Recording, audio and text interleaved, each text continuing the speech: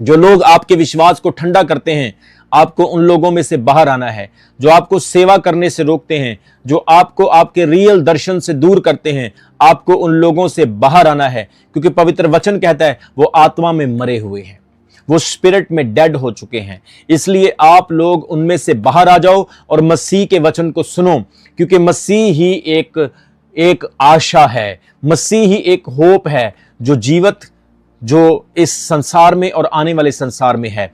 वही एक आशा है, वही एक होप है। इसलिए वो कहता है, हे सोने वाले, आप सोए हुए हैं, आप नींद में हैं। मेरे प्रियो, डॉक्टर कहते हैं 8 से 9 घंटे की नींद एक व्यक्ति के लिए बहुत अच्छी होती है, लेकिन अगर कोई व्यक्ति उससे ज्यादा सोता है तो उसकी सेहत के लिए नुकसान होता है। अगर वो एक स्पेसिफिक टाइम से ज्यादा नींद लेता है तो वो उसको डायबिटीज पेशेंट बना सकती है, डिप्रेशन का पेशेंट बना सकती है, वो उसको लेजी बनाती है, वो फैट में, शरीर में मोटा हो जाएगा, उसके बहुत सारे साइड इफेक्ट होंगे और उसकी मेमोरी लॉस्ट होना शुरू हो जाएगी अगर वो 8 और 9 घंटे से ज्यादा सोता है। ये एक टाइम है जो शरीर के लिए है, लेकिन आत्मा के लिए कोई टाइम नहीं है। आत्मा हर वक्त जागता है, आत्मा को नींद की जरूरत नहीं। आत्मा एक इनविजिबल, एक ना दिखने वाला पर्सन है। आत्मा वो व्यक्ति है जिसे आप नहीं देख सकते, इसलिए उसे आराम की जरूरत नहीं, उसे सोने की जरूरत नहीं। अगर आत्मा सो जाएगा तो आप मर जाएंगे। आत्मा हमेशा जागता है, शरीर सोता है क्योंकि शरीर मिट्टी का है, लेकिन आत्मा परमेश्वर का अंश है जो कभी मरता नहीं। इसलिए बाइबल कहती है सोने वाले जाग, मतलब आपको अपनी आत्मा में जागना है, अपने शरीर में अवेयर होना है, अपने विचारों में अवेयर होना है कि मैं कहां पे स्टैंड करता हूं, मैं क्या परमेश्वर का काम कर रहा हूं कि नहीं कर रहा हूं, क्या मैं परमेश्वर की सेवा में बढ़ रहा हूं या नहीं बढ़ रहा हूं, क्या मैं मसीह की दुल्हन में शामिल हो गया हूं या नहीं हुआ हूं, क्या मैं प्रभु के योग्य विश्वासी बन गया हूं या नहीं बन गया हूं। इसलिए वो कहता है हे सोने वाले जाग, हे सोने वाले जाग, आपको जागना है। आज कई विश्वासी सो गए हैं, चर्च नहीं आते क्योंकि वो सो गए हैं, प्रार्थना नहीं करने को दिल करता है क्योंकि वो सो गए हैं, उनके विचारों में, प्राणों में, आत्मा में अवेयर नहीं है। शैतान ने उनके ऊपर एक बोझ डाला हुआ है जिसके कारण वो चर्च नहीं आते, परमेश्वर का वचन नहीं सुनते, ना ही अपने घर में बाइबल पढ़ते हैं, अपने कामों में व्यस्त हैं, अपनी दुकान, अपने कारोबारों में व्यस्त हैं, उन्हें परमेश्वर की कोई चिंता नहीं। मेरे प्रियो, आपने देखा आज अहमदाबाद, गुजरात में एक बहुत बड़ा प्लेन क्रैश हुआ, हमारा भारतीय एयर इंडिया का प्लेन। आपने देखा कि उस प्लेन में जितने भी यात्री थे वो सारे के सारे मारे गए। ये बहुत दुखदाई घटना है। क्या वो जानते थे कि जिस प्लेन में वो बैठे हैं वो प्लेन जिंदगी का नहीं, मौत का प्लेन है? क्या वो जानते थे कि जिस प्लेन में वो अपनी मंजिल पर जा रहे हैं, परंतु उनकी मंजिल आज कुछ और होने वाली है? क्या वो जानते थे कि ये सफर उनकी जिंदगी का आखिरी सफर होने वाला है? मैं आपको बताना चाहता हूं, आप भी नहीं जानते हैं। आपका जीवन प्रभु के हाथों में है, आपकी लाइफ खुदा के हाथ में है। आप परमेश्वर के परमिशन के बिना यहां वहां नहीं जा सकते हैं। इसलिए परमेश्वर आपको मौका दे रहा है, आपको अवसर दे रहा है कि आप जितने भी लोग हैं प्रभु में जागें, प्रभु में सोए नहीं। पिछले दिनों में चर्च में एक लड़के का एक्सीडेंट हुआ, उसका पूरा खोपड़ी ऊपर से उतर गया, उसका ब्रेन पूरी तरह से डैमेज हो गया और डॉक्टरों ने उसे मरा हुआ घोषित कर दिया। बहुत प्रार्थनाएं हुई, उस लड़के को प्रभु ने सांसें दी, उसका रिकवरी हुआ, वो ठीक हुआ और उस लड़के का दूसरा जन्म हुआ। मेरे प्रियो, सोच कर देखो, अगर वो नहीं बचता तो आज वो इस दुनिया में ना होता। आपके साथ कुछ भी हो सकता है। इस दुनिया में जितने लोग हैं, किसी के साथ नेक्स्ट मिनट्स क्या होने वाला है वो नहीं जानता है। आपका जीवन परमेश्वर के हाथों में है और परमेश्वर ने आपको और मुझे इस संसार में इसलिए भेजा है कि इस संसार में रहते हुए हम अपने जीवन के मकसद को समझें, हम अपने जीवन के मकसद को अंडरस्टैंड कर सकें। इसलिए वो कहता है हे सोने वाले जाग और मुर्दों में से जी उठ, मुर्दों में से जी उठ। ये संसार मुर्दा है।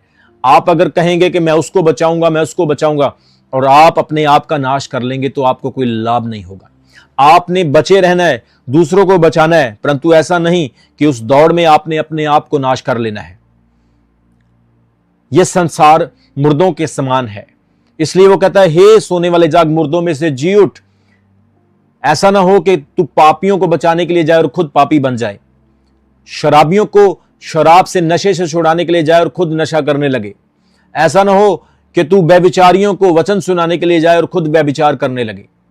वो कहता है, हे सोने वाले जाग जा और मुर्दों में से जी उठ, तो मसीह की ज्योति तुझ पर चमकेगी। मसीह की लाइट क्या है?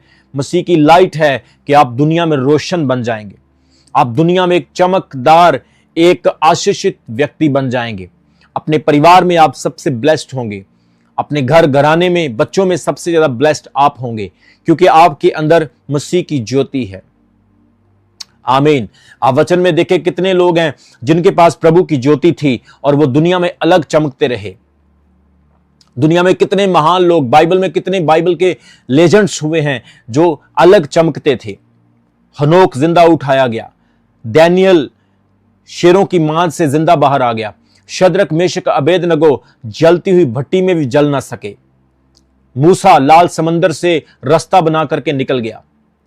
आप देखो कितने बड़े बड़े प्रभु के दास हुए। दाऊद ने गोलियत को एक पत्थर से मार दिया। शिमशोन ने अपने बालों की ताकत से कितने फलिस्तियों को गधे की हड्डी के साथ मार दिया, क्योंकि वो परमेश्वर की ज्योति में थे। पौलुस के ऊपर प्रकाशन, ऐसा प्रकाशन जो किसी भी प्रेरित के ऊपर आज तक नहीं आया। पतरस के ऊपर प्रभु का प्रकाशन, उसने मुर्दों तक को जिंदा कर दिया। ऐसे प्रभु के दास, ऐसे प्रभु के प्रेरित, क्योंकि उनके अंदर यीशु की ज्योति थी। मेरे प्रियो, आज अगर आप बचना चाहते हैं तो आपके अंदर प्रभु की ज्योति का होना जरूरी है। मेरे प्रियो, आज अगर आप चाहते हैं कि आपका घराना, आप ब्लेस्ड हो, तो आपके अंदर प्रभु की ज्योति का होना बहुत जरूरी है। क्योंकि वो कहता है, अगर तू मुर्दों से जी उठेगा, अगर तू मुर्दे लोगों से बाहर आ जाएगा, तो मसीह की ज्योति तुझ पर चमकेगी।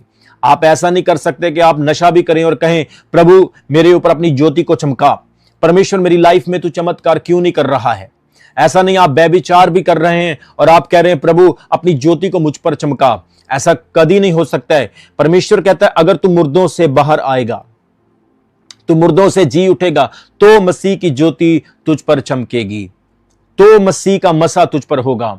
बाइबल कहती है, जब मूसा परमेश्वर से सनई पर्वत पर से मिलने के बाद नीचे आता था, तो उसका चेहरा चमक से भरा हुआ होता था। वो अपने चेहरे को कवर कर लेता था ताकि इस्राएली लोग उसके चेहरे को देख ना सके, क्योंकि जब भी वो उसके चेहरे को देखते थे, उसका चेहरा पूरा प्रकाशमान होता था। पौलुस ने जब यीशु मसीह के चेहरे को देखा, वो अंधा होकर गिर गया। बाइबल कहती है, बाद में उसके लिए प्रार्थना हुई, फिर उसकी आंखें वापस आई। मतलब प्रभु के चेहरे में चमक है। सोच कर देखो, जिस परमेश्वर के अंदर इतनी चमक है, अगर वो आपकी लाइफ में होगा, आप कितने चमकीले और कितने सामर्थी होंगे। यीशु मसीह ने कहा, जगत की ज्योति मैं हूं, I am the light of the world. Light का मतलब है अंधेरे में चमकना और हर चीज साफ साफ से दिखाई देना। रोशनी पाप को दूर करती है, बीमारी को दूर करती है, रोशनी मिसअंडरस्टैंडिंग को दूर करती है, रोशनी अंधकार को खत्म करती है, रोशनी संसार के कामों को, पाप को, शैतान के झूठ को, शैतान की एक्टिविटीज को खत्म करती है। आज हर व्यक्ति के जीवन में यीशु मसीह की रोशनी का होना जरूरी है। यीशु मसीह की रोशनी आपके जीवन में कैसे आएगी? जब आप प्रभु को अपने जीवन में अंगीकार करते हैं, जब आप प्रभु को अपना जीवन दे देते हैं, तो वो उसकी रोशनी आपके अंदर काम करना स्टार्ट हो जाती है। हालेलुया। फिर अंधेरा आपको एक्सेप्ट नहीं करता है, अंधेरा आपको पसंद नहीं करता है। झूठ, फ्रेब, दुनिया की चीजें, मतलबी लोग, शेल्फिश लोग, मतलबी रिश्तेदार, आपके मित्र, आपके दोस्त, जिनके अंदर अंधकार काम करता है, वो आपको पसंद नहीं करते हैं, क्योंकि आपके अंदर मसीह की ज्योति आ जाती है। इसलिए आज हर विश्वासी के लिए, हर व्यक्ति के लिए परमेश्वर का यह संदेश है कि हे सोने वाले जाग और मुर्दों में से जी उठ। मेरे प्रियो, यह समय है कि आप जी उठें। यह समय है कि आपके अंदर परमेश्वर की रोशनी हो। और परमेश्वर का आत्मा कह रहा है, जो भी आप प्रार्थना में कहेंगे वो होगा, जो भी आप आमीन करके कहेंगे वो पूरा हो जाएगा। परमेश्वर के सामने जो भी आप स्वीकारेंगे, खुदा उसको पूरा करेगा। हम सही तरीके से प्रभु के साथ चलें, हम पक्के वायदे के साथ खुदा के साथ चलें। परमेश्वर के साथ चालाकियां नहीं चल सकती है। परमेश्वर के साथ हम ऐसे ऐसे नहीं चल सकते जैसे हम दुनिया के साथ चलते हैं। वो बुद्धिमान परमेश्वर है। पौलुस कहता है परमेश्वर की मूर्खता हमारी बुद्धिमानी से कहीं बेटर है। परमेश्वर की मूर्खता हमारी बुद्धिमानी से भी कहीं ज्यादा बेटर है। तो देखो, अगर परमेश्वर की मूर्खता हमारी बुद्धिमानी से बेटर है तो उसकी बुद्धिमानी कैसी होगी। हालेलुया। इसलिए वचन में कहता है आपने जागना है। यह समय है कि हर विश्वासी जागे। यह समय है हर भारतीय, हर पंजाबी जागे। यह समय है हर कोई परमेश्वर के वचन को पढ़े। बिना प्रभु के वचन को पढ़े हम किस प्रकार से इसको जज कर सकते हैं। बिना परमेश्वर के वचन को जाने हम किस प्रकार से न्याय कर सकते हैं। जब तक हम प्रभु के वचन को पढ़ेंगे नहीं, इस वचन की सच्चाई को नहीं जानेंगे, हम किस प्रकार से निर्णय ले सकते हैं। हम अंधेरे और रोशनी में किस तरह से डिफरेंस निकाल सकते हैं। हम पाप और हम धार्मिकता को कैसे समझ सकते हैं। इसलिए वचन कहता है हे सोने वाले जाग, मुर्दों में से जी उठ। मेरे प्रियो, इस संसार में जो भी आया, इस संसार ने उसको छोड़ा नहीं। इस संसार ने उसको भी अपने जैसा बना लिया। सदोम और अमोरा की तरह, नूह के समय के लोगों की तरह जो भी इस संसार में आया, संसार ने उसको पकड़ लिया और छोड़ा नहीं। इसीलिए पुराने समय के जितने प्रॉफिट्स होते थे, पुराने समय के जितने ऋषि मुनि होते थे, वो सारे अपना घर परिवार छोड़ के जंगलों में चले जाते थे। वो संसार से कोई मेल मिलाप ही नहीं रखते थे। आप अलीशा का जीवन देखिए, वो सेपरेट रहता था। पौलुस सेपरेट रहता था। आप देखिए पतरस सेपरेट रहता था, क्योंकि वो संसार में जाना पसंद नहीं करते थे। क्योंकि ये संसार मुर्दा है, हमने मुर्दों को जगाना है, उनके आत्मिकपन को जिंदा करना है, ना कि हमें खुद मुर्दा बन जाना है। आज कुछ विश्वासी ऐसे हैं, थोड़े से पैसे मिल गए, थोड़े से काम हो गए, जीवन में थोड़ी सी सफलता मिल गई, अब वो कहते हैं मुझे किसी की जरूरत नहीं। अहमदाबाद के प्लेन क्रैश को याद कर लें कि आपकी सफलता कितनी सफलता है, आपका पैसा कितना पावरफुल है। परमेश्वर के सिवाय, परमेश्वर के अलावा आप कुछ भी नहीं है। परमेश्वर के बिना आप नथिंग है, नथिंग है, नथिंग है। इसलिए वो कहता है जाग जाओ, जाग जाओ। परमेश्वर ने अपने दास को खड़ा किया है आपको समझाने के लिए, वचन देने के लिए। परमेश्वर ने अपने प्रॉफिट्स को, अपने दास को, अपने प्रेरितों को खड़ा किया है आपको वचन देने के लिए। अगर आप नहीं समझेंगे तो इसका भुगतान आपको करना होगा। इसलिए वो कहता है हे सोने वाले जाग, मुर्दों में से जी उठ, तो मसीह की ज्योति तुझ पर चमकेगी। मेरे प्रियो, शारीरिक नींद तो है ही है, आत्मिक नींद होना बहुत ही बुरी बात है।